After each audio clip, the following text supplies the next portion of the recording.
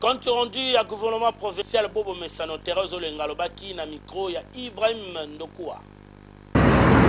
Na Bokambeni ya papa André Kimbuta gouverneur ya ville ya Kinshasa mburamatari ya Ngumba eba kibongo kosangana lokwa momeseno na mokolo ya mine oyo ya le 21 avril 2011 makalele ya butu pe ya moi na bandeko bakolo babar na ba oyo bazanga na bisika ikangama te na ba stade na ba oyo bakosalaka makambo ya bibembe makelele litasila kopekisa yango na arrêté papa gouverneur azwaki 088 banda le 10 mai 2010 pe azongela mbala na mbala kopekisa ba bourgmestre na ya police gouvernement esengeli bolandela mobeko oyo na makasi penza mpona koyeba kopesa bitumbu na ndenge esengeli.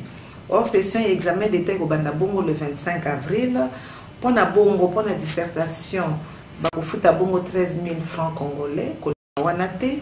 Pour la session ordinaire, ils allaient bongo 10 000 francs congolais. Baboti nyonso, to sengi bayi bakolandela bana na bango pour que bake na kosala examen na ba condition ya kitoko. Et bongo pour la campagne ya maladie ya buka buka.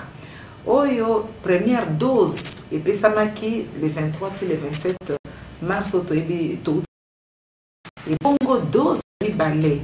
Et pour pesa mabongo banda le 28 avril tina le 2 mai moto nyonso ozala mwana ozala bebo botamisika ozala mokolo ozwaki première dose pe sengeli ozwa deuxième dose pour toyeba kotelemela maladi oyo ya buka to polio mielite tombeli enga kitoko ya Pasika na ba chrétien nyonso ba kinoise pe ba kinois nyonso réunion eba ko banda bongo na 16h45 et telemaki na 18h40 na Tony Binoboto.